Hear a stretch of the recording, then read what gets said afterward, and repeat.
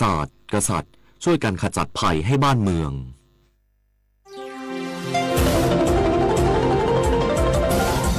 วิทยุแห่งประเทศไทยให้ความรู้คู่ความสุข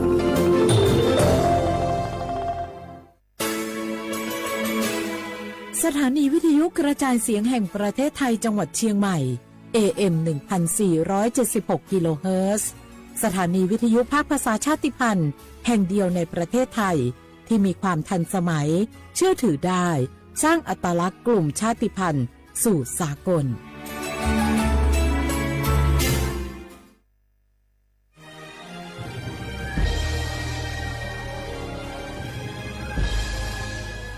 เกิดเป็นคนไทยเติบโตบนผืนแผ่นดินไทยจงภูมิใจในความเป็นไทยชาติไทยเรานั้นนับเป็นชาติที่มีความเป็นมาเก่าแก่ยาวนานเรามีภาษาวัฒนธรรมและมีสิ่งต่างๆที่เป็นเอกลักษณ์ให้เราได้ภาคภูมิใจในความเป็นคนไทยเราควรเห็นคุณค่าและมีความรักชาติหวงแหนแผ่นดินอันเป็นมรดกของบรรพชนร่วมภาคภูมิใจในความเป็นไทย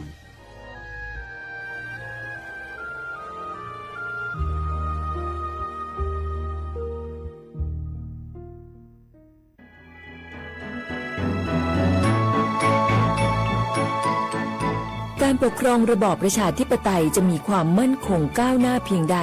ขึ้นอยู่กับการที่ประชาชนในชาติรู้จักสิทธิเสรีภาพทำหน้าที่ตามความรับผิดชอบและมีคุณธรรมเมื่อมีความคิดเห็นที่แตกต่างเราจึงต้องเรียนรู้และแก้ปัญหาไปด้วยกันด้วยความสามัคคีปรองดองของคนไทยทั้งชาติเพื่อก้าวสู่ประชาธิปไตยที่มั่นคงรู้สิทธิรู้หน้าที่ตามวิถีประชาธิปไตย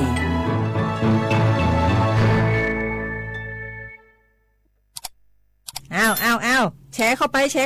บะอ่านเลยแก้วกับผมก็ดูอยู่นี่นะเจนี่มันก็เป็นโลโก้ของหน่วยงานราชการนะนี่เข้าไปตรวจสอบเป็นยังว่ามาจากหน่วยงานราชแต่ก็ระวังก็เป็นเหยื่อเข้าปลอมเนอะเอาฉะนั้นเลยก็นี่ใจถ้าบัตรตรวจสอบไม่ชัดเจนนะแต่ที่จะได้ประโยชน์กลับส่งผลกระทบสมัยนี้มันหลอกกันง่ายนะหลอกเรื่องการทับซิปนั่นนี่โน่นเพื่อเขาไปกรอกข้อมูลส่วนบุคคลแล้วก็เอาข้อมูลเหล่านั้นเนี่ยไปทำธุรกรรมต่างๆหรือแม้แต่หลอกให้คลิกลิงก์สารพัดที่มันจะทำนี่นะถ้าอันของจะเนี่ยจะได้ดีนี่เจนี่อย่างแรกเนี่ยต้องตรวจสอบข้อมูลให้ชัดเจนจากหน่วยงานรัฐให้ก่อนข้อ2ต้องมันติดตามข่าวสารหูเต่าตันและข้อ3ต้องมีสติไม่ได้เจืออย่างง่ายๆนะเพราะว่าพวกมิจฉาชีพมันจะใจความเจือความศรัทธาความโลภและก็ความกลัวมาหลอกคนทำให้หลายคนตกเป็นเหยื่อเขาก็ต้องเป็นส่วนหนึ่งในการตกเป็นเหยื่อหรือแชร์ข้อความอันเป็นเท็จบางเนี่ยเขาก็จะมีความผิดใดอยู่ดิ้มว่าดีหาเหลืองติดคุกแค่นี่นะ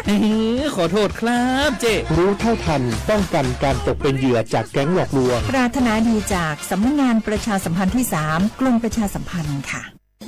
ฮัลโหลสวัสดีครับพี่น้องอายุอันนี้เดือขยาวโฆษณาไกกะกอสถานีวิทยุกระจายเสียงแห่งประเทศไทยจังหวัดเชียงใหม่พอปานเนอบีเคฮอมอนาแอออนหลิญาเมเจสถานีวิทยุกระจายเสียงแห่งประเทศไทยเฮนาอย่าซิมก้อนบีเอดูอย่าล่อนแต่ช่วงหางละหาเชลกับปอจากกันเนอดูพ่ออีสอนนี่กามาเล่าเนกามองขากากาอีกุญญาอายุเนียวโฆษณาบีเกหมอญาแลนึงมาอ้อนนานากาไงเหลียวเนไงชอนยังอายุเนียวนากาสัมโบนาขอนี่จำยองาซุงนี่สีโกจำยอโกเย่และงาเดใจที่โบนาขอนี่จำยอเวนี่โกเย่งาสีเวและงายีเนียวมาเจอเกญานี่รู้กันไหมสิทธิบัตรทองหรือบัตร30 บาทเป็นสิทธิหลักประกันสุขภาพตามกฎหมายที่ช่วยคุ้มครองคนไทยทุกคนให้เข้าถึงบริการสุขภาพที่จำเป็นโดยไม่ต้องเสียค่าใช้จ่ายเลยนะครอบคลุมทั้งการรักษาพยาบาลการป้องกันโรคการฟื้นฟูสมรรถภาพทางการแพทย์เรียกว่าช่วยให้คนไทยอุ่นใจกันเลยทีเดียวสอบถามเพิ่มเติมสายด่วนสปสช1330ขอชอเว้น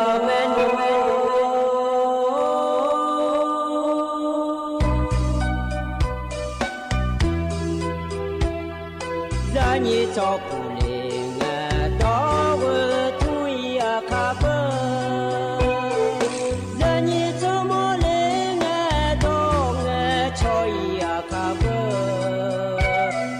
错怕马西做茶路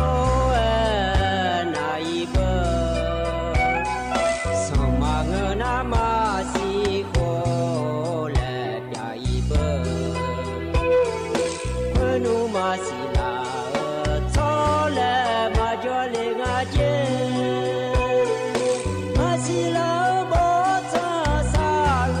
马就啊个街，可努马西。cho ra nga je masila na bumi a cho ra nga je Winsila yo ha cho mia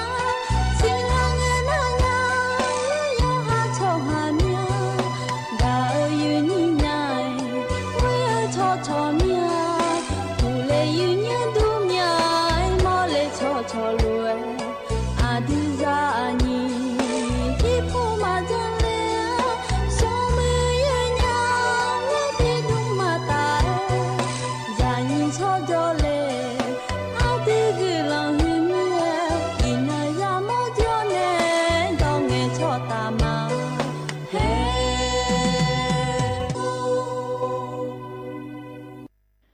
gã có tỷ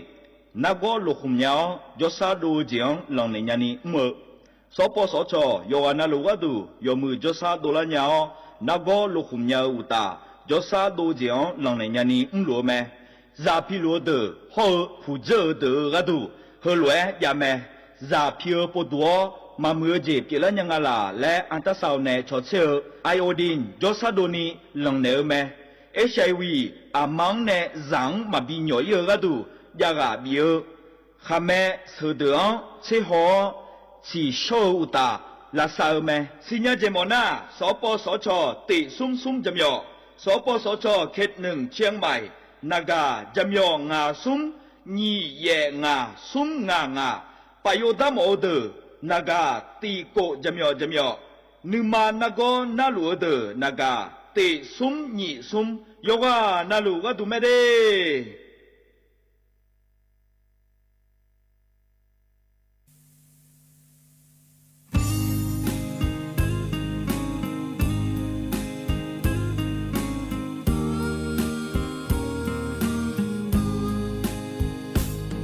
ta ni ne ya go i mi a do nu ma ya nu sa no ta ado ya munya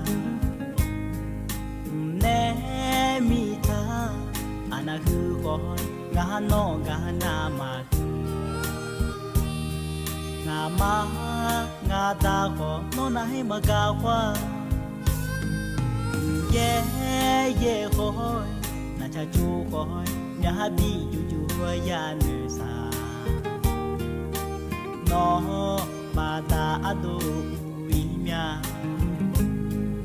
uti yu ko yu mama nghe ani cho ga te la nya người la do yo mai yu nya ku te mơ ni ne ga ni ko ni mà mo ko ơ ji ya mo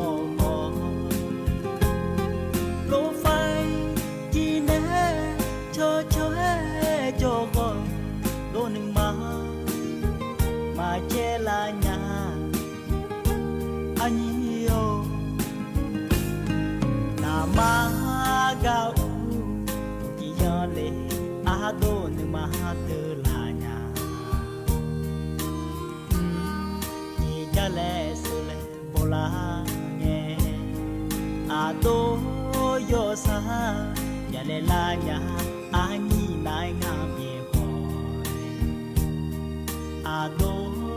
ni aniga mabyo nya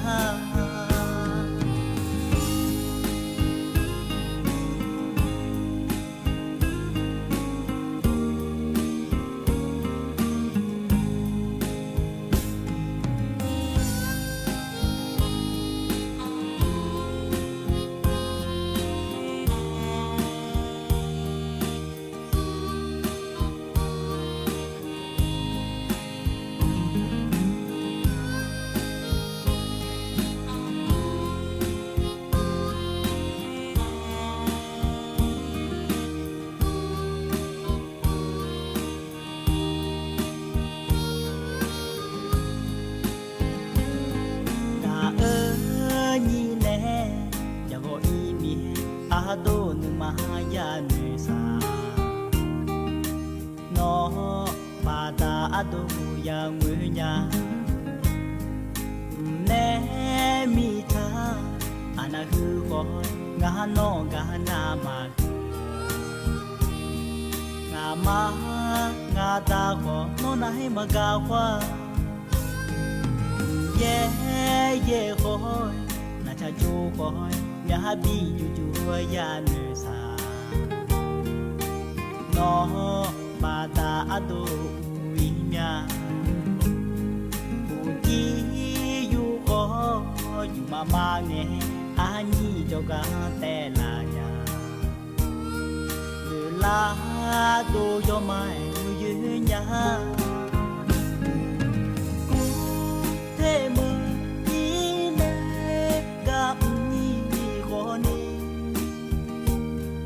mà mô khó ở gì nhà mô khó lỗ phai chỉ nè cho khỏi lỗ nừng mà che là nhà anh yêu là ma gạo chỉ cho lệ đô nừng mà từ là nhà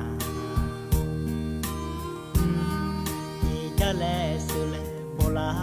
nghe đô yo sa ya lẽ la nhà ni nai ngam ye hỏi đô ni ni ga ma bio nhà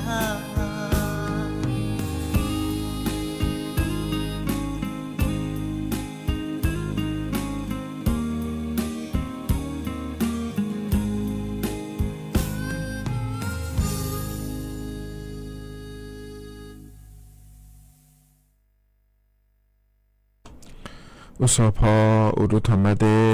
อายุนี้มีขันยาโยอานาลุเนลอนิมสอก็ดูเย็นเนียวจนเจอนังกันกลาแม่เดเย็นเนียวเดวันพฤหัสบดีเย็นเนี่ยลอถึงไม่ได้นิมสอนังกันแน่อายุเชื่อมือแน่ที่คอลูเอจดามาเย็นเนียวนิมสอก็ดูเย็นเนียวมีอะไรนิมาซาลาดูเย็นเนี่ยเอามาดูขอนี้ที่อามาเดยเยเดรอหนึ่งมาที่ซาดาลารอจิมินงาและเกินหน้านิมสวาล้ออุเยมาพายเยมเยเนี่ยคือกันเนี่ยโจดูแล้วก็เจมาเมื่อหลักเพื่อนนะแล้วก็ชนแทนนะขอเนี่ยโยมก็ขออุเยชิเลงาก็หัวปูจะเล่หัวหมูก็ดูนะเราเยโยจะเล่ก็หมูนะขอเนี่ยโยนรัวชิญาแม่นิมลาล้อพายุวิภาและคู่งานไทยเนี่ยก็เดือดไทยมีของเราเพื่อละร้อยเนียวไอ้คนยอมยามือยอมยาผู้ยอมยาอำเภอละคนเดินเล่นเดียเนียวเดียเดี๋ยวเมื่อปะคนยอมยากาไอ้คนเนี่ยอาชนนามาเชแล้วก็จะเล่นในเดลี่ก็ดูนะคนนี้เถอะก็จังหวัดน่านพอปางงาแทยเนี่ยไอ้เราถึงมีนายกนะรู้ว่าเบียมาเดียฮักกะเกยเนี่ยลอยสาลัวเดียวนะรู้ว่าลอยเนียวก็จะหาเมื่อปาคนนี้มีพอปาเดินเล่นง่ายอย่างเงี้ยถ้าก็พยายามเมืองรายพอปามาอำเภอเทิงมาเราอย่างเงี้ยขั้นลงอ่ะอย่างเงี้ยจะก็ให้การด้านนี้ในบิสิบิกามาเดียอย่างเงี้ยเดี๋ยวน่ารัฐบาลปาก็รอเขาเนี่ยรอเธอไทยมีของเขาในกัมพูชามีของพอปาก็ขอในเงื้อมีเนาะรอดาฮะถ้าก็ระเบิดจับปลาเนี่ยรออย่างเงี้ยอ่ะคือเราเจงอาเจและที่พัดโดล่าเฮือไม่ฮูเรที่ร้านแถเย็นยาล้อเธอเดือดไทยมีของแต่ห้าล้อเธอก็เนี่ยมีขาตาก็ช่างลูกก็ล้อระเบิดชนในพรถาก็ล้อเย็นเนียวหน่อยเนี่ยคือชดเจเดียเย็นเนียวเดียยังมาตัวละสรุปแม่เย็นยาล้อเธอก็ดูเธอก็ดูคนที่ขับบินมาเดียเย็นเนียวเดียมีในเฮเดตัวต่อรู้ละเพื่อขั้นลงง่ายเย็นเนี่ยจะกะอากาศด้านไหนในบิสิบิกามาเดียเย็นเนี่ยเดียเย็นนี่ฉันเท่านั้นนะหันจะแม่เย็นเนี่ยล้อมาข้อปนมาเฟซบุ๊กปนมาเดีมาข้อปนนะหาก็ดูนะคนในAM ที่พระยะ4เชโกกิโลเฮิรตซ์เย็นเนียวคนในใจที่ว่าปาก็ดูนะคนในเฟซบุ๊กปนล้อเย็นเนียวนิมสอก็ดูนะคนเนี่ยเฮก็เราเนี่ยนะหาเราโกยากาเจนี่เราดูธรรมะได้ยกหานะรู้ว่าล้อ กดแชร์เนี่ยเราสมเชื่อโปล้อเหยียดเนียวเหยียดนี้เฟซบุ๊กปาเนี่ยน่าหาลัวนะล้อเหยียดเนียวกดไลค์กดแชร์เธอจนเนี่ยยังไม่ได้เหยียดเนียวเดมีคนดูนี่รอถ่ายมีคนดูนี่รอถ่ายมีคนละคุยแต่มึงก็ยังแบบมีคนละคุยก็ขอนี่ไงก็ยังแม่เหยียดเนี่ยล้อเฟซบุ๊กปาก็ดูนะรอเหยียดเนี่ยที่แม่ก็จนเนี่ยน่าหาลัวขอนี่ยากาเกิดผายยาสิยาเกิดผายกดไลค์กดแชร์เธอจนเนี่ยยังไม่ได้เหยียดเนี่ยดิเดี๋ยวแม่ก็แล้วถ่ายยาลัวอาคารโนจักรอากาศด้านนั้นในบิสิบิกามาเดยเนียวเงี้ยยูฮกาอันดับไปยามหัวละคุยละอันนจะมาจักรด้านนั้นมาเด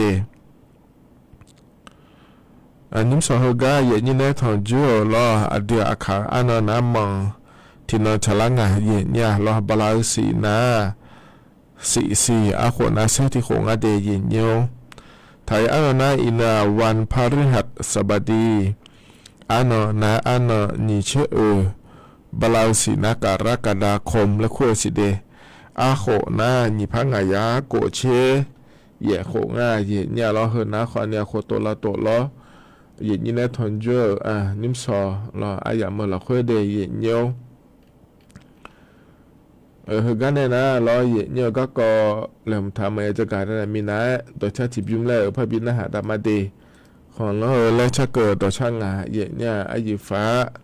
บนทการในชาต่อช่างเดที่เขารวยนะฮะเบียดามาหยินเนียว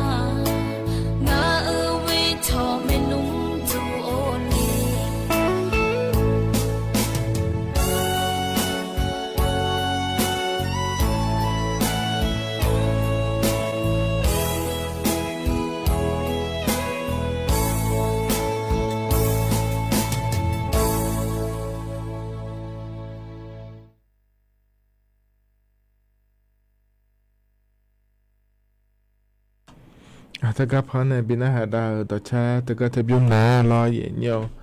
ขอเล่างาแล้วชาต่อช่างเดเรายุ่มสอก็เย็นเยียวพอเนี่ยบินหาดาวโยหานาลุเอนะหับโยดูเย็นเยียวแล้วก็จะนอปลาเนี่ยนะหาล่าโยหานาลุเออุดุธรรมะเดเย็นเยียวเดมาข้อไปเนี่ยนะหามาเฟซบุ๊กไปเนี่ยนะหามารอเย็นเยียวนุ่มสอนนะรอเย็นเยียวก็จะกับกันเนี่ยพาเลยรอก็มาเขาเจอมาเหมือนในจ้าเหมือนเขาเดียเย็นเยียวเดถึงก็ชอแยกพร้าวแล้วคู่แม่เนี่ยเย็นนี้เราถึงก็เวียบเป้าถึงเดินยามแม่เย็นเยียวอีจุดตอนนั้นงานจะได้เย็นเยียวเดี๋ยวเราเงี้ยสอนนาฬิกาลาถึงก็ละหัวถึงก็เจ้าหน้าที่ไปเนี่ยจะกับกันอย่างง่ายเย็นเยียวล้อโยโก้ไปก็ดูแล้วก็นะคนนี้2เซนติเมตรแล้วก็งานถ่ายเย็นเนี่ยเราถึงมีเนี่ยเย็นเยียวเดโลลานานัวอีไลน์เนี่ยไม่เดแล้วงานถ่ายเย็นเนี่ยคนเนี่ยโลโยโลโยติดนะโยอาคาจันเดแล้วตัวก็งานถ่ายเย็นเยียวจิมีเนี่ยงานแล้วก็น่าที่ปวดนาล้ออีจุดตอนนั้นนะคนเนี่ยดูขอหุ่มบาดยาวมาโมล่ามีเนี่ยเราเย็นเยียวน่าดูขอให้ย้อนหลังนะคนเนี่ยโลกาอันน่าดูยาสาเดเย็นเยียวเดถึงมีเนี่ยย้อนยานะคนนี้ย้อนเราเดเย็นเยียวเดเธอเนี่ยโลฮิบบ้าเราอีจุมาตัวปาบ้าเราเย็นเยียวมาจานะคนนี้จูแล้วเจ้าพ่อชนโดเหลียวเราเลยเย็นนี่เมื่อน่าถึงโปรติก้าตัวเราคนนี้อีโดลาโดนยาเตะเดเย็นเยียวเดเกิดนะคนเนี่ยชดถึงจุดละเงี้ยเนี่ยจะไอ้เนี่ยท้าหรือว่าเย็นเนี่ยนุ่มชอนะยมอยากกันนะคนเนี่ยนึงมาชดาเล่าด้วยเย็นเนี่ยเธอเนี่ยอุยมาเยอะเนี่ยอุยชิเลมิเนี่ยเราเนี่ยคนเนี่ยเจละเงี้ยเราเลยเย็นนี้เจละเงี้ยยมอยากกันก็เดินงานเดียเย็นจะได้ชดตาเดินดูเดือดก็ปวดก็ดูเดือดไทยมีข้อนะคนนี้ถึงกันจังหวัดน่านพอป่าเย็นเนี่ยอยู่ดูไม่ก็สักการะพักไว้เย็นเนี่ยรออยู่ดูไม่หนุกเกินเนี่ยกับบีพักไว้แม่เดเย็นเนี่ยเดผู้ว่าราชการจังหวัดน่านรอเย็นเนี่ยนายชัยนรงค์วงใหญ่แล้วเลยเย็นนี้เกินนะขอเลยนายชัยวงใหญ่แล้วเห็นว่างานมาอายุแล้วท่านเขตแล้วคงอาเถอะก็งานมามาข้อปั๊มทีวีปั๊มฮอลลูดาแล้วอายุขายที่อย่างเถอะแล้วเย็นเนี่ยยุ่งวิบาจังหวัดน่านปาผู้ว่าราชการจังหวัดก็เนี่ยจ่อเอี่ยร้อยเย็นเนี่ยผู้ว่าราชการจังหวัดน่านเนี่ยนะที่นครขวานี่ที่โขแม่เจเย็นเนี่ยล้อเธอเนี่ยยดูไม้สาดูเดือล้อเย็นเนี่ยล้อบาหือล่าก็เนี่ยยี่เนี่ยเธอเนี่ยสาเดือพอป่าก็ดูว่าเกินนะล้อเย็นนี่ทีวีปั๊มมาข้อปั๊มฉันเทนยาหอนะสิญญาแม่ล้อเย็นเนี่ยก็ขอเนี่ยมีโปเจลังเงยเนี่ยจะกับกันได้มาเดยเนี่ยเดกัมมายมอยากขันเจียเนี่ยหัวยางโลราชการมีอุ้มดูโลรอเนี่ยยัวดูโลรอเนี่ยยมอยากการอเดเลยจุดตอนดาราที่ยัวน่ะล้อยัวเบื่อคนนี้ได้เกิดล่าเนี่ยเธอไม่นโคจะหาเหมือรอสาวหลวยรอเนี่ยไอ้คนเนี่ยที่นโคน่าจะก็จังหวัดน่าละคุยงานเดยเนี่ยเดเดี๋ยวตั้งแต่ช่วงหาแล้วก็นักข่าวนี่มีอย่างนี้นะร้องกันในสิญญาโลนะเชี่ยวเชียร์ดูยังอย่างนี้จ้าจังหวะน่าหัวป่าก็ดูนะรอเย็นเนี่ยเดี๋ยวข่าวแล้วนั่นจ้าขอถึงนั้นนะยังอย่างนี้มาจ้าดูผู้มาแล้วนะรอเลยเย็นนี้ยังอย่างนี้ก็ละตาป่าเราจะมาเหมือนจะหาเหมือลำปางป่าโลแล้วเราจังหวะตาหัวป่าโลแล้วจ้าแม่เดี๋ยวข่าวนะรอเย็นเนี่ยถึงมีเนี่ยเราเลยนี่เจอแล้วไงจังหวะหน้าป่าก็ดูผู้บ้านเนี่ยอายุเยอะเนี่ยเราเย็นเนี่ยเรื่องเนี่ยชาวบ้านเนี่ยเรื่องงานเดี๋ยวเย็นเนี่ยเดี๋ยวถึงก็จูดันดาราเนี่ยเราป่าคือแล้วเนี่ยสาลัวเด้อก็มาเจอก็ขอเนี่ยยุ่งฮอลลูดาลุเนี่ยไม่ได้จูดันดาราเธออายุมาเจออยู่สิเจอเย็นเนี่ยเหรอจังหวะหน้าป่าก็ดูนะเราอินเนอร์คนนี้ห้องอาศัยเย็นเนี่ยเดี๋ยวเย็นชิเลง่ายอินเนอร์เราหน้านุ่มเราเย็นเนี่ยแล้วก็ป่าอายุมาคุยชิเลง่ายจริงนะจิเมเดแล้วช่วยกันง่ายแทนเย็นเนี่ยแต่มีเนี่ยเราอยู่นะหลวงฮักกะก็อยู่กันอยู่นะลูกก็เราใช้ชนนะจะได้เย็นนี้จังหวะหน้าปันเนี่ยจ่อเดือเราเย็นเนี่ยแต่มีเนี่ยเฮนะเดี๋ยวละเงี้ยจะแล้วก็สิเราพายุวิภาแล้วคงว่าแต่เราไม่หัวไปในเอ็นเนี่ยถามว่าเฮืองเงินเราเอาไม่ดีแล้วเราหุ่มมือจนแม่เราเอาไม่ดีแล้วเราตาฉลาดไงนี่มาเราไอ้คนเนี่ยเธอเนี่ยเย็นเนี่ยเฮก็จะมาเมื่อเราคุยเรานานว่ารอเย็นเนี่ยทุนนั้นมาเดินเล่ไม่เนี่ยเราจะดูไม้มือแม่เย็นเนี่ยนั่นถิ่มยาโม่ก็ดูนะขอเนี่ยเย็นเนี่ย นุ่มนาเรามาเกล้ามีนะเจ้าหน้าที่ป่าแม่เราเลยอย่างนี้อย่างเงี้ยเขาเข้ามาจากการเอกาด้านเนี่ยยังมองง่ายอย่างเงี้ยเราจะมีเนี่ยงานแล้วก็น่ามีน้องโขอย่างเงี้ยเดมีน้องโขยังมีมือเราคุยโดเล่อย่างเงี้ยมีน้องโขมากน่าเราคุยคนนี้โดเล่เดจะเล่ที่ชิมังงงาลาเราอย่างเงี้ยบาลาซีอย่างชิ้นเนี่ยไม่มีน้องโขเราอย่างเงี้ยน่าจังหวะน่าเราคุยแต่เหมือนอย่างนี้จะหามือป่าก็ดูเราที่จ้อยเดี๋ยวเลยอีจุดนั้นมาหูแล้วเขานุ่มเขายังไม่หอยสิแล้วมีน้องโขตัวอย่างกันแม่อย่างเงี้ยจะหามือป่าเราไม่ทราบมือป่าคนนี้ดูไม่ว่าสากาลาผาอย่างเงี้ยไม่ทราบมือเราแรงกันนี่เราบาดตะชิเลี้ยงกันเนี่ยดูมาเราบาดหือเลยในสาวที่ปวดแต่มันเงี้ยยมเมียปวดอย่างเงี้ยเธอเราบาดหือเลยในสาวเดน่าก็จะมาเมื่อเราคุยคนนี้เงี้ยเรามีเราขวามือก็งั้นจะดูกันเนี่ยเราบาดหือเลยเนี่ยเมื่อยมเมียนี่จอยเราเนี่ยเรายมเมียนี่จอยจะหายมเมียนี่เสียเดี๋ยวมีเราขวานะอย่างเงี้ยยมเมียเมื่อเราคุยเราอย่างเงี้ยอีจูดังดาราเนี่ยเราบิบูจ่าแม่เรา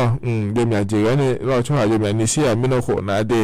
ที่ไม่เนี่ยเราอย่างเงี้ยที่น้องโขคนเนี่ยเรายอมอย่างไม่น้องโขรวยเปลี่ยนดารามาสิแล้วเราเนี่ยดอเราคือไม่น้องโขเราเปลี่ยนไม่เนี่ยอย่างนี้ที่น้องโขชาวบ้านเนี่ยพาเลยไม่น้องโขก็ดูจอกเดือเนี่ยที่น้องโขอย่างเงี้ยเขาเข้ามาจากการเนี่ยเราที่ชาวบ้านเนี่ยนี่ยังตอนนี้เนี่ยจะดูเลยเนี่ยก็ดูได้แล้วจนได้จีแมงมันตัวคนนี้ที่มาอย่างเงี้ยมีน้องโขเราอย่างเงี้ยจุดตลาดเลยไม่เล่แล้วสิญญามีในเหตุที่น้องขวาจนที่เอาไปเนี่ยเราอย่างเงี้ยจะดูได้เลยน่าจะทัดจีมาเราอย่างเงี้ยมีเอาทีมเดียนะบาดาจีมาโยโก้ดูเราขอเขาก็ปวดนะเราอีกนั่นก็นี่นุ่มเขาก็พยายามมาคุยกันนะว่านุมาซาลาจิมนะคนเนี่ยมาพัฒนาลาจิมีอะไรเนี่ยจะมาเทียนเนี่ยวิคนนี้ชิลเลอร์มีเนี่ยเราเลยเนี่ยคนเนี่ยเธอเนี่ยทีมยาหงนะคนเนี่ยเจริญวิเนี่ยเราอยากขายเลยยมยากาอีจุดนั้นละยังสิเดแล้วตัวก็เทียนเนี่ยเรายมยามือละคุยเราเนี่ยจะมาเมื่อจะหาเมื่อหน้ามาปามาเราเนี่ยถึงมีเนี่ยเราบากาเจผู้ยาในนุ่มโจฐานเนี่ยอยู่จนเรารู้จุดตอนละเดนะคนนี้จะงานสิเดนุ่มสอคนนี้เดเนี่ยเดอาคาโนนก็ในยังป้ายันมาคนละนั้นนุ่มมาหน้ามาเชภาษาลาวดูเราหูเย่ชิเลนะเดเนี่ยเดงานจะหาเมื่อป้าคนนี้มีเมื่อเดเลยงานเนี่ยจะละเงี้ยเราเนี่ยเวียนป้าพอป้ามาไม่สมเมื่อมาเนี่ยน่าชนมาเชเดเลยก็ดูนะคนนี้เถอะก็อำเภอเทิงเราเนี่ยอำเภอพญาเมงรายอำเภอเวียงแก่นเราตะกัตพอดีตะกัตพอขอเนี่ยอย่างนี้เช่นอย่างนี้จ้าแม่อย่างนี้อำเภอเทิงอำเภอเวียงแก่นอำเภอเทิงอย่างนี้อำเภอเชียงของเดือดตอหลุงเงินแม่ในอย่างนี้เราดูหน้าตาช่วงหาขอเนี่ยอย่างนี้จ้าแม่เดือดตะกัตพอหนาล้อตะกัตโดเทียแล้วจ้าหน้าลูผู้ชี้ฟ้าป่าจ้าในหน้าหาลุมาเดผู้ชี้ฟ้าขอเนี่ยอำเภอเทิงเราคุยยาเบอร์อย่างนี้เราเงี้ยช่องเราอะไรจ้าแม่แถวเนี่ยเรายังมันจะสะดวกด้วยจ้าเราดีเราได้ตาปลาหน้านัวเธอหน้ามาเดเลี้ยวดูเนี่ยขอเนี่ยเธอก็อำเภอเธอเราคุยนะเราเนี่ยยมยาก็เดเลี้ยงเดเนี่ยเดเนี่ยเราคาถาเราย้ำจากขอดถาก้ามาเราเนี่ยโคยาคนนี้เดเลี้ยงเนี่ยดานกะมูดูโลเราเธอก็เมื่อเราคุยกันง่ายเนี่ยเดสินะขอก็ดูนะอำเภอเธอเดเลี้ยเนี่ยเราโคยาคนเนี่ยจะซ้ำบาโดนิสายมยากาโจมิเนี่ยเราเนี่ยช่วยหายังพอโดเลยขอยาสาขอเนี่ยเราเนี่ยมาไงเนี่ยเราจะชอบบ้านเนี่ยบ่ช่วยยังจะซ้ำบาโดโดจะมีชอบบ้านเนี่ยมิเนี่ยเราเลยนี่ถึงมิเนี่ยยุ่งนะเราจะพอนัดว่าเราจะน่าที่เอาไปเลยเนี่ยชอบบ้านเนี่ยเลยง่ายดีเนี่ยเด็กที่มิเนี่ยยุ่งถึงก็โคยาเราโรงพยาบาลเทิงและคู่กันนะคนนี้จะซ้ำบาโดเดี๋ยวเจ้านายุ่งทาละอันสิเดแล้วตัวก็ง่ายเทียเนี่ยหรออีจุดในบ้านเนี่ยก็เราเห็นว่าไปจนเนี่ยน่ารู้โดยคนนี้สาล้อเนี่ยทีนี้เนี่ยเราจะพอหยอดจะไม่ย้ายยังไงเนี่ยเราเธอเนี่ยอีสานนี่มันน่าเนี่ยเขาเข้ามาแถวโดยมังเงินนะแล้วตัวก็ง่ายเดเนี่ยเดอำเภอเธอป้าคนเนี่ยเราเนี่ยเดี๋ยวก็ในกลุ่มชนเนี่ยแต่เดเนี่ยเดอยู่หันเนี่ยนึกจะให้ยาหรือว่าระยะก็ง่ายเนี่ยนี่ยามเขาป้าขอนี้เงื้อหรอเดี๋ยวที่ก้านะมิฉันไม่แบลเลยขอนี้จะรอเนี่ยที่ก้านะอีนุ่มก็มารอจุ้มเจียวขอนี้จะรอเลยเนี่ยที่ไม่ได้รอจุ้มก็จ่อจุ้มป้าเลยยอขาย้อนหล่อเดเนี่ยเดมิเนี่ยเนี่ยส่วนอันนี้ก็รอก็อีนุ่มนะรอเนี่ย อย่างนี้ชนแท้ในนะหานะเราเลยยิ่งกันในจักรแอกาก็แม้เจ้าหน้าที่ออกไปในจักรแอกาก็แม้เราเดเฮก็ปูเดจะแล้วเพื่อเงินเขาพอปานในละงาเดเพื่อนานี่วิ่งงาเดแล้วจะเอาหลานนะเราเมื่อตัวยังไม่พาแหลมถ่ายเนี่ยเราก็ปวดยมอยากก็เดี๋ยวรู้ว่าเราอาจจะเป็นกันในเท่านั้นเราอย่าดอลลาร์มาเกลี่ยมิเนี่ยมาก็เสียยังงาจะก็คนเนี่ยวิ่งมาเยอะแม้คนเนี่ยเราบามาคือเกลี่ยยุ่มกันนี่นะเราเนี่ยคนเนี่ยเจ้าหน้าที่ไปอย่าพอนะรู้ก็เรามาเดเลยเนี่ยแม้แต่เนี่ยเราแต่ยมมากันเนี่ยก็เราคนเนี่ยเรานี้ย้อนยาผายเลยจากการอากาศดูเหลวเราเนี่ยเฮ้ยอัดดมเบแต่งาสิที่นหัวก็น่าเราบลาโกซีโวซีเชสิก็เนี่ยเนี่ยมีหัวเจ้ามาเมื่อจุดตอนดาราญี่ปุ่นก็งาจะดูเราเนี่ยบลาโกซีจีเนี่ยที่ปุ่นเขาเนี่ยบลาเชสิที่ปุ่นแล้วแต่เนี่ยเราที่ไม่เนี่ยคุยไงย้ำกันเนี่ยเจ้าหน้าที่ไปในยุ่งพัดจากการเราจากการอากาศก็ยุ่งพัดช่างแทนเนี่ยนะฮะดาเดียเนี่ยเดี๋ยวก็ป่วยรู้มาก็เลยงานเราเลยทันเดือดเนี่ยยอมมาก็เนี่ยเนก็เราคนเนี่ยยมมือจากการอากาศได้เนี่ยแม่มาก็เลยยมมือแม่เนี่ยก็เลยนะคนนี้ที่เขาเข้ามาชาวบ้านเนี่ยจะพ่นยาผายแล้วจากการอากาศโดนเนี่ยง่ายเนี่ยนี้เราเว้ยคนเนี่ยเยอะเลยไม่จำเป็นก็เดือดเรื่องง่ายเราเนี่ยนี้ไม่ได้เราเนี่ยทะเบียนเนี่ยก็จังเทียบไปในจากการอากาศงานเนี่ยก็พอในจากการอากาศในบิสิบิกาก็ได้เนี่ยเดี๋ยวจนเราชัดแท้เนี่ยนะฮะเดนะขณะนี้ก็อันนั้นแบบอย่างเราคุยล้อนี่เนี่ยถอนเจอไอ้อย่างว่าจากการอากาศได้ในบิสิบิกาเดี๋ยวเนี่ยก็หนาวเนี่ยเราแต่ชาติบิมแล้วนะฮะดามาเนี่ยเราก็เพราะเนี่ยบินนะฮะดาเถนะขอเนี่ยตาพยาภัยในชาเดช่างอดีที่เขาล้วนนะฮะเปียดามา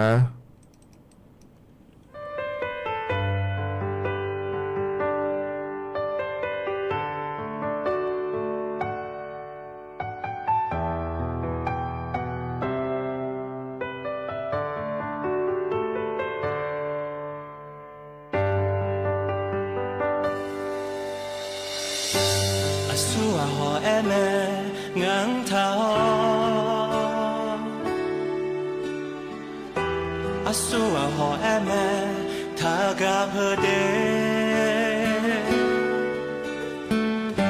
ขโมยหอแอแม่อีชางาแลผิวชื่อมาดากามาดาที่กาจอตานายาชาเซแมเ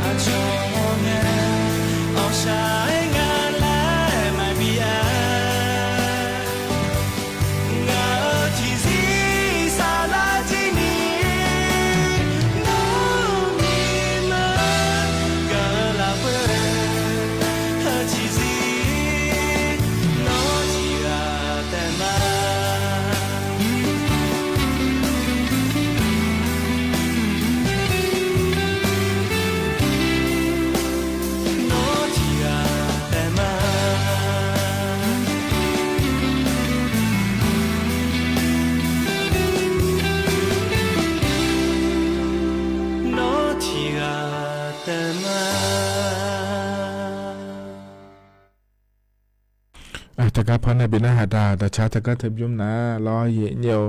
ตาพยาพลายในชาดะช่างอเดเยเนียวนาหลวงพอในบินาหาดายานาหาเบียวดูล้อเลยเยนี้ก็จะนอปลาในนาหาล่าเยนี้อยู่นาหลวงดูธรรมะเดเยเนียวเดมาข้อปในนาหามาเฟซบุ๊กปในนาหามาเยเนียงานแหนอายุเชื่อมือแหนที่คอหลวงจดามาเยเนียวเฮก็จะกะอากาศเราเนี่ยพาเรืออย่างง่ายอย่างไทยมีของในกัมพูชามีของก็เดียเนียวมินเราอย่างเนียวมินแต่ฮัทที่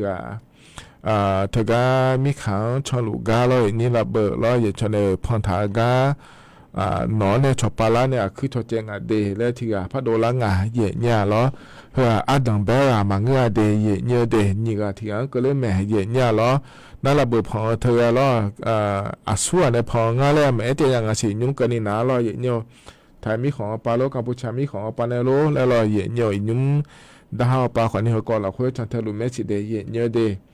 เขาก็เราคุยนะล้อเยเนียวเดือนนองในรัฐมนตรีเขาในรัฐมนตรีมหาไทยและคงอาไทยเยเนียวล้อเดือนนายกมาก็มุ่งหลวงเดยุ่งเธอก็ในภูมิธรรมเวชยชัยปลาก็ดูนะล้อเยเนียวไอ้นุ่มนะเราอย่างนี้เธอก็มีขาเธอจนแม่บิพิเธอทำมาเดแล้วตัวเกิดงานเธออย่างเงี้ยเธอก็ด่าว่าป่าก็ดูนะขอเนี่ยรอวพันรอ114แล้วคงงานเธออย่างเงี้ยเราเธอก็พื้นที่ห้วยบอนรอช่องอันม้าอำเภอน้ำยืนจังหวัดอุบลราชธานีแล้วคุกางานเดเธอก็ระเบิดหน่วยงานในชอบป่าคือเราเจอเธอหนาเราอย่างเงี้ยเธอไม่ในอินยุ่มหนาลอยเหยียดเนียวเธอเนี่ยแม่ทัพภาค2ปาก็ดูในหลัวลอยเหยียดเนียวมีขาตาเธอก็จะพอยกกันนะลูกโดยแม่พิเทจิมาเดลอที่ไอ้มาบิเลดาเดแล้วตัวก็งานเธอเนี่ยตัวเด็กอะไรเดินหนาลอยนี่น่าเธอแต่มาเงยเหยียดเนี่ยชอบความสัมพันธ์ทางการทูตและก็งานเธอเหยียดเนี่ยมีคนจะชนมีคนชดเท้าเธอลอยเหยียดเฮนานี่จะบิกาคาเลเดแล้วลอยเหยียดชดตาเอาปะรอพับบิกาคาเลสิเจจะไม่ในอินยุ่มนะเดือไทยมีของเธอก็สถานทูตและคู่งานรอไทยมีของไทยช่วยหาเธอก็กัมพูชามีของบิจอยในไทยช่วยพอจอยในสาลูเดินบิชบาก็ดูก็บิงเนี่ยชดสถานทูตและคู่งานเดียเจมาเจไงเราเนี่ยเจมาเจแล้วเดือก็เลยมีของเลยนะก็รู้เจียนะเห็นแต่ก็สถานทูตและคู่กันเลยนะเดือไทยช่วยหารัฐบาลไปเลยก็บิจอยเลยเนี่ยอย่างนี้ไทยช่วยหาก็เลยมีของจอยเดินบิชบาเลยก็ดูเดแล้วยาเถยเนี่ยนักกัมพูชามีของเราคุยขอโทษอย่างง่ายในอย่างนี้สถานทูตไทยและคู่เธอเราเนี่ยถึงกับกัมพูชามีของเราอินุกัมพูชามีของถึงก็หมดโดยอยู่ของเราลูกคู่ขวดยิ่งอย่างเนี่ยนะเธอก็เดือดไทยมีของเราคุยถึงกับกัมพูชาเนี่ยรัฐบาลไปเนี่ยไทยมีของบิจโลเธอเบี้ยวยิ่งเดยนุ่มหนาเดชอตาว่าแล้วบิกคาเลงอย่างเนี่ยเหรอเธอด้วยช่วยเนี่ยเกิดนะขอเนี่ยระเบิดเถื่อกัมพูชาไม่ขอในพรทางและเหนือเจงาแล้วเนี่ยอย่างนี้เธอไม่แน่หรอขณะนั้นจะมีนะเจงาเดแล้วเลือกงาเถอะเนี่ยเราถ่ายหัวปลาก็ดูนะเราเธอไม่แน่ชอตาปลาบิกาคาเลเนี่ยเราอย่างนี้ก็เนี่ยเราอยู่มีอาเจจังได้เจเพิ่มมีคนอยากขาละคุยนะเราเนี่ยอาเจเนี่ยถ่ายช่วงหาถ่ายแต่ให้ช่วงหาเดินเลี้ยวมีแน่แล้วอยากเกิดงานในอย่างนี้เธอไม่แน่เราอย่างนี้อาหูบานะรออย่างนี้เธอระเบิดเธอมาจากหัวจุดเดียอยู่มาอยู่จนเราอยู่มาในช่องหอก็ช่องแต่งงานในแต่ถ้าเกิดเราอย่างนี้เธอนี่มีขายอยู่ขายละคุยกับคนในหัวปัวแห่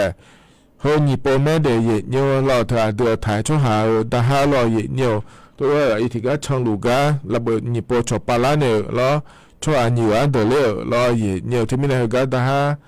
ก็เดือดเลยเดินขอเนี่ยก็บีมาเดเรากำลังสักช่วงในนั้นไม่เดย์เนี่ยเดมีในก็ในนั้นไม่หัวปลาก็ดูนะคนในไทยมีของพอปลาเขาในกัมพูชามีของมีชาตา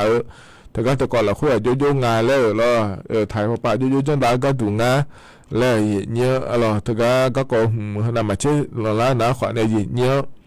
จะการกาดานในบิสิปิกามาเดที่มีในชั้นแทนเนี่ยนะฮะยังไม่ได้เนี่ยอินุ่มนะเราอินุ่มก็ดันเบตินะคนในแต่ก็มีขาตาอย่าพอปลานะรู้ว่าบิพิเทยิ่งเราถึงกัมพูชามีคนเนี่ยตาก็ดูนะเดียเนี่ยเดียแล้วจะการกาดานเนี่ยบิสิบิกาเลยเดียเนี่ยเดียเห็นนะคนเนี่ย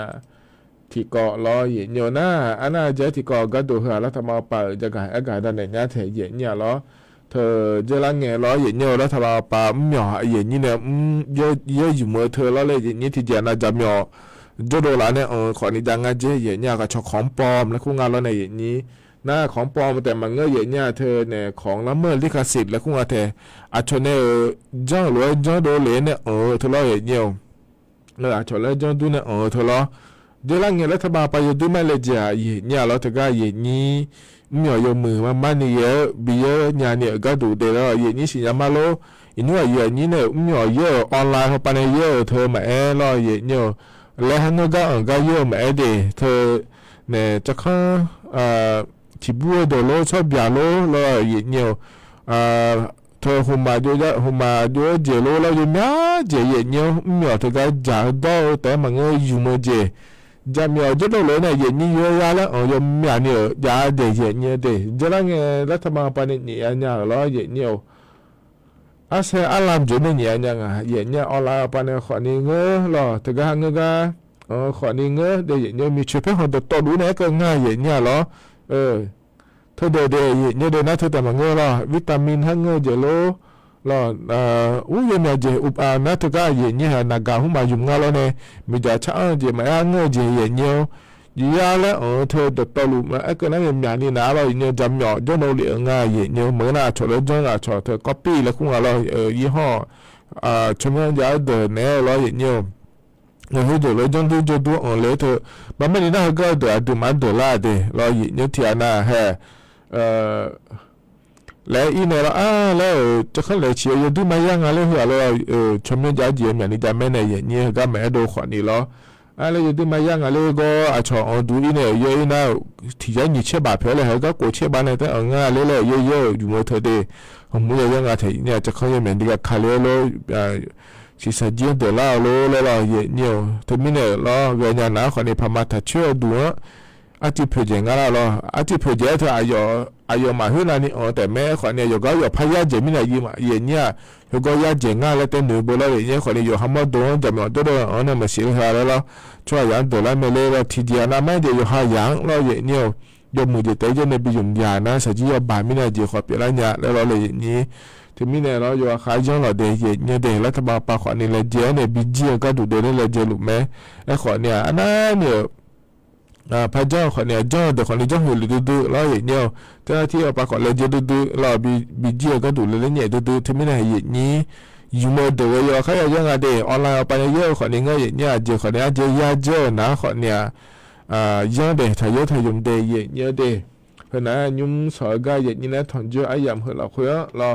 เดี๋ยวก็ไอ้กาด้านในบีซีบีก็ได้อย่างเนี้ยก็น่าเนี่ยเราเดี๋ยวชาติบิมแล้วพันหาดามาหยิเนียวเราหยิก็พันในปีนหาดาเหรอนะอโดในชาติต่อชาติเดเราเนื้อถ่าและงานเราที่ขอร้อยนะหาเปียวดามา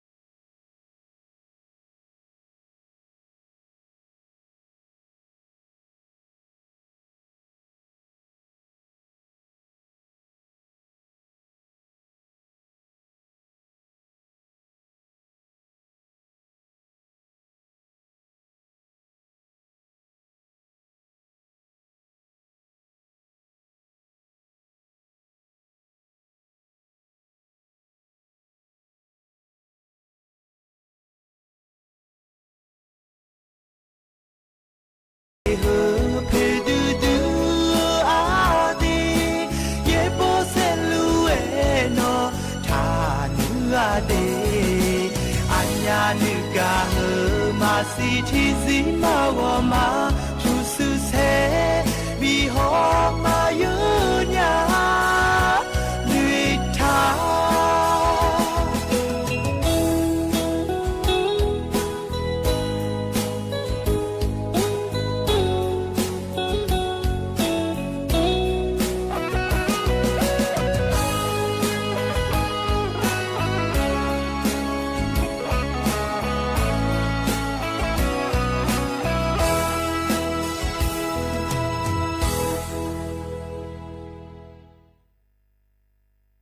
ธนาโดอาโดเนชาต่อชาล้อเย็นเนถา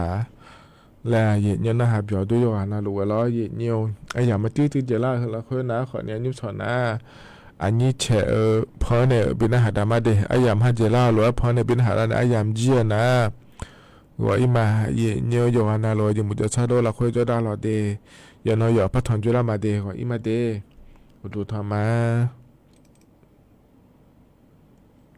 ngà lý coi là dưa nè ngà tụi cho cái dưa ngà mang người ta cho cái dưa nè nè nhẹ chỉ trẻ lê lê lê là lê lê na ya mi lo buti la ga o ye ne ma bi la kho ma ye bi la mi la kho mơ ye ne ma bi la ya ma da mi o ye bi la mi la ya da ha o bu amaya bi ma le ti jo bi wa o bu ama we ma me mi a ho ja we ma mi cha no ja ho ya kho bi mơ bo chan si che ja ho ya lo bi mơ o bu no mi cha no ja ho we mơ bố chọn si che ra si lo đỏ mẹ lẽ mi ô thì la nhị la bium bium ha ô bu nhị la sum la bium bium ha ô bu u chi ne ha ma si ya mẹ lẽ na ngon cho ha ma si ya mẹ lẽ ô bu ngà la cô la bium bium ô bu ngà la ma bium đè lô la mẹ mi ô na pe piam ô khai la mẹ mi ô pe jem ô hay ya la mẹ mi ô a cho đợt thọ mà y yong yong la mẹ mi à cho mò đợt thọ mà y yong yong la có dư chi phi đợt thọ mà yo sai piu la mẹ a bu ô lê thì ga ô na lê na lê cô la si la bium bium ô bu đôi rồi cho đô mà gà la mẹ nó như gì ya bơ ma mi ô我是忙苦好老，我是也不胖嘞啊妹，吃啦也不白啦ဘောလေးမူပြဲချောင်းလေအမဲမီယာယာမီမူပြဲချောင်းလေမဲထူလာမီယိုဟာကချီလေအမဲမီယိုယာမီငါလဲ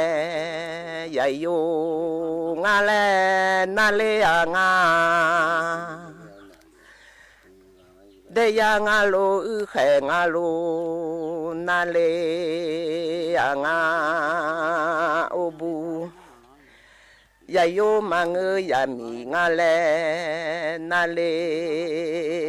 งาอือแขมังเดีย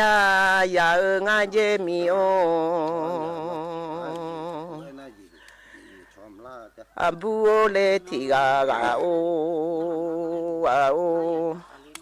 เมื่อเพื่อให้โจอาชอมานางาเมียกาที่โซโลนูนีกานาเลงามิโอเมียชีให้โจอาชอมาฮอเลเมียกาที่โซโลนูนีกาฮอเลงามาชายายมากางาเจคือโจโยโดลาโจโยชางาเลทุมลองาเอนอยาชูอามายาชียาชูอามาชีเลงาเพเพมูเคลอชีเลงามีโอเพเยมูเคยาชีเลงาโอบูพอจือมานายาโยบมังอาพอจือมานาบูบกางาเจมอมานายานอชีงาเจโอบูนอผู้บอยามีโยพอลองาเจบูนำบายาโยโยจุมโจเลมาเจมีโอนา ya ya ga ai do khe lu e ya ga nga je mi o ya ya ga nga pa nga bo lu e sa ga nga je mi yo le bi sa ma je mi ya yo khu le bi sa ma je o bu no nó ya chi ya chu ama chi le nga obu mane ba bu lo lo ha chi le nga obu na abu le ya no ga o a o nữ gò gò đưa lơ lô e sơ chầu mà nữ ya sa lê à ngài mi ô ho chô ma สถานีวิทยุกระจายเสียงแห่งประเทศไทยและเครือข่ายทั่วประเทศเสนอข่าวต้นชั่วโมงรู้เร็วรู้จริงเกาะติดทุกสถานการณ์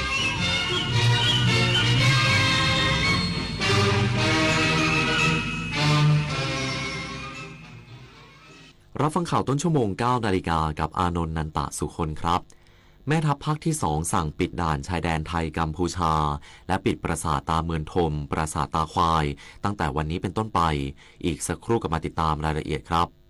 รู้ไหมว่าโรคพิษสุนัขบ้าติดต่อสู่คนได้และหากแสดงอาการแล้วไม่มีโอกาสรอดถูกสุนัขหรือแมวกัดข่วนหรือแม้แต่เลียบาดแผลอย่ารอช้ารีบล้างแผลด้วยน้ำและสบู่ให้สะอาดแล้วไปพบแพทย์ทันทีเพื่อรับวัคซีนป้องกันจำไว้วัคซีนช่วยชีวิตได้โรคพิษสุนัขบ้าป้องกันได้ถ้ารู้ทันและไม่ประมาทอย่าชะล่าใจถูกกัดถูกข่วนถูกเลียบาดแผลรีบฉีดวัคซีนทันที คนไทยรักสุขภาพฟังทางนี้ ขอเชิญร่วมออกกำลังกายสร้างสังคมสุขภาพดีกับโครงการแสงดำใจไทยทั้งชาติเดินวิ่งปั่นป้องกันอัมพาตครั้งที่ 11 เฉลิมพระเกียรติด้วยแนวคิดใหม่ออกกำลังกายเป็นนิสัยห่างไกลสโตรก No Stop No Stroke สมัครได้แล้ววันนี้ที่ wrb11.thai.run ถึง 31 สิงหาคม 2568 มาร่วมกันทำให้การออกกำลังกายเป็นส่วนหนึ่งในชีวิตประจำวันแล้วมาเดินวิ่งปั่นพร้อมกันทั่วประเทศ 2 พฤศจิกายนนี้อย่ามาห้ามต้องกู้อีกต้องแทงอีกเดิมพันไปเลยหมดหน้าตักน้อยผีพนันเข้าสิงต้องเจอไอเทมเด็ดแม่หมอยันรู้ทันเจ้ามือครั้งแรกติดใจครั้งต่อไปติดพนันล็อกผล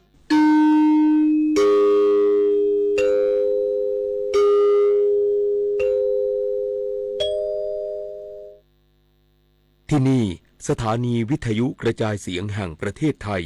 จากนี้ไปขอเชิญรับฟังการถ่ายทอดเสียงการประชุมสภาผู้แทนราษฎรณห้องประชุมสภาผู้แทนราษฎรอาคารรัฐสภาเกียรติกายชั้น2ถนนสามเสนแขวงถนนนครชัยศรีเขตดุสิตกรุงเทพมหานครขอนำท่านผู้ฟังไปยังห้องประชุมสภาผู้แทนราษฎรอาคารรัฐสภาเกียรติกายชั้น2กรุงเทพมหานครณบัดนี้สวัสดีค่ะท่านผู้ฟังที่เคารพสถานีวิทยุกระจายเสียงแห่งประเทศไทยขอนำท่านผู้ฟังมายังห้องประชุมสภาผู้แทนราษฎรอาคารรัฐสภาเกียรติกายชั้น2กรุงเทพมหานครเพื่อติดตามรับฟังการถ่ายทอดเสียงการประชุมสภาผู้แทนราษฎรชุดที่26ปีที่3ครั้งที่6สมัยสามัญประจำปีครั้งที่1ในวันพฤหัสบดีที่24กรกฎาคม2568ค่ะซึ่งขณะนี้มีนายวันมุฮัมหมัดนอมัทาประธานสภาผู้แทนราษฎรได้ทำหน้าที่เป็นประธานในการประชุมนะคะและได้เปิดโอกาสให้สมาชิกได้มีการหารือกันค่ะปรึกษาหารือนะคะตามข้อบังคับการประชุมสภาผู้แทนราษฎรพุทธศักราช2562ข้อ24ขอนำท่านผู้ฟังไปติดตามบรรยากาศได้ณบัดนี้ค่ะไม่เพียงพอค่ะทำให้ประชาชนในพื้นที่ได้เรียกร้องขอไฟฟ้าส่องสว่างแล้วก็ขอขยายเขตไฟฟ้าดังนี้นะคะเรื่องการขอขยายเขตไฟฟ้าก็มีบ้านดงบังหมู่15ไปยังบ้านหนองแวงหมู่10ตำบลบ้านเหล่าอำเภอเจริญศิลป์ค่ะ2บ้านวังม่วงหมู่1ไปยังบ้านโคกชัยวานหมู่4ตำบลทุ่งแก่อำเภอเจริญศิลป์ในส่วนของการขอไฟฟ้าส่องสว่างก็มีถนนสน3022บ้านหนองตะกวยบ้านหนองนาแซงตำบลธาตุอำเภอวานอนนิวาส2ถนนสน2308บ้านพลแพงตำบลหนองสนมอำเภอวานอนนิวาส3ถนนสน3026บ้านหนองโจดบ้านปวกตำบลโคกศิลาบ้านทุ่งคำตำบลเจริญศิลป์อำเภอเจริญศิลป์ค่ะ4ถนนสน2065บ้านโนนขมิ้นบ้านต้นพึ่งบ้านโนนสะอาดบ้านนาถ่อนบ้านนาสำราญตำบลต้นพึ่งอำเภอพังโคนดิฉันจึงเรียนผ่านท่านประธานไปยังนางสาวธีรรัตน์สำเร็จวานิชรัฐมนตรีช่วยกระทรวงมหาดไทยได้กรุณาพิจารณาแก้ปัญหาในพื้นที่ดังกล่าวด้วยขอบพระคุณค่ะต่อไปขอเชิญคุณวิรันนันท์ โหวตศรีครับเรียนท่านประธานที่เคารพผมวิรันนันท์ โหวตศรีผู้แทนประชาชนคนจังหวัดขอนแก่นขอนำปัญหาพี่น้องในพื้นที่มาหารือกับท่านประธานดังนี้ครับผมได้มีโอกาสพูดคุยร่วมกับโรงพยาบาลขอนแก่นบุคลากรทางการแพทย์โรงพยาบาลขอนแก่นมีเครื่องมือทางการแพทย์ที่เกี่ยวข้องกับการรักษามะเร็งฝากมาหารือ2เรื่องดังนี้ครับ1เครื่องมือใส่แร่ด้วยกัมมันตรังสีครับตามภาพนะครับชนิดแผ่ปริมาณรังสีสูงที่กำลังจะหมดอายุในวันที่31ธันวาคม68ที่ถึงนี้ซึ่งเครื่องมือนี้เป็นอุปกรณ์ทางการแพทย์ที่สำคัญในการดูแลผู้ป่วยมะเร็งในจังหวัดขอนแก่นและเขตสุขภาพที่7มีผู้มาใช้บริการเฉลี่ย700รายต่อปีซึ่งผมได้รับข้อมูลมาว่าแผนคำของงบลงทุนในปี69ของโรงพยาบาลถูกปัดตกไม่ได้รับการอนุมัติในวงเงิน40ล้านบาทครับโรงพยาบาลขอนแก่นนั้นเป็นศูนย์มะเร็งระดับ1และเป็นแม่ข่ายรับส่งต่อผู้ป่วยมะเร็งรักษามะเร็งครบวงจรในเขตสุขภาพที่7ประกอบไปด้วยจังหวัดขอนแก่นจังหวัดกาฬสินธุ์มหาสารคาม101และนอกเขตบริการแต่อุปกรณ์เครื่องใส่แร่ชนิดอัตราแผ่ปริมาณรังสีสูงกำลังจะหมดอายุการใช้งานในวันที่31ธันวาคมนี้ครับซึ่งหากโรงพยาบาลต้องใช้เครื่องมือดังกล่าวต่อไปโดยที่หมดอายุการใช้งานจะก่อให้เกิดความเสี่ยง ต่อผู้มาใช้บริการ เนื่องจากเครื่องมือดังกล่าวสามารถใช้งานได้ซึ่งเนื่องจากเครื่องมือดังกล่าวจะไม่สามารถใช้งานได้อย่างปลอดภัยและมีประสิทธิภาพผู้ป่วยที่เข้ามาใช้บริการต้องรอคิวนานขึ้นหากเกิดปัญหาดังกล่าวขึ้นจะส่งผลต่อคุณภาพชีวิตและโอกาสในการรักษาให้หายขาดจากโรคมะเร็งของผู้ที่ต้องการมาใช้บริการรักษาครับ 2. อีกเรื่องก็คือเรื่องเครื่องฉายรังสีชนิดเร่งอนุภาพพลังงานสูงทางโรงพยาบาลขอนแก่นและมีอายุการใช้งานมากกว่า10 ปีปัจจุบันไม่รองรับเทคโนโลยีการรักษาขั้นสูงที่มีประสิทธิภาพแม่นยำเครื่องนี้ในปัจจุบันชำรุดบ่อยทำให้การฉายรังสีไม่ต่อเนื่องการจัดหาเครื่องเร่งอนุภาคพลังงานสูงรุ่นใหม่จึงมีความจำเป็นเพื่อเพิ่มขีดความสามารถครับท่านประธานของโรงพยาบาลขอนแก่นในการให้บริการแก่ผู้ป่วยมะเร็งได้อย่างครอบคลุมแม่นยำและลดการแทรกซ้อนจากรังสีซึ่งอาจส่งผลต่อผู้ป่วยที่เข้ารับการรักษาพยาบาลจึงขอหารือผ่านท่านประธานไปยังรัฐมนตรีว่าการกระทรวง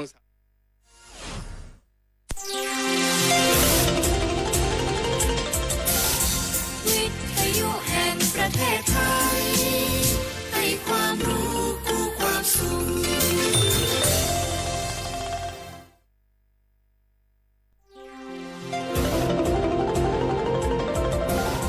วิทยุแห่งประเทศไทยให้ความรู้คู่ความสุข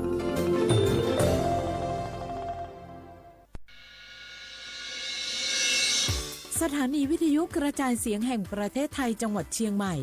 AM 1476 กิโลเฮิรตซ์สถานีวิทยุภาคภาษาชาติพันธุ์แห่งเดียวในประเทศไทยที่มีความทันสมัยเชื่อถือได้สร้างอัตลักษณ์กลุ่มชาติพันธุ์สู่สากล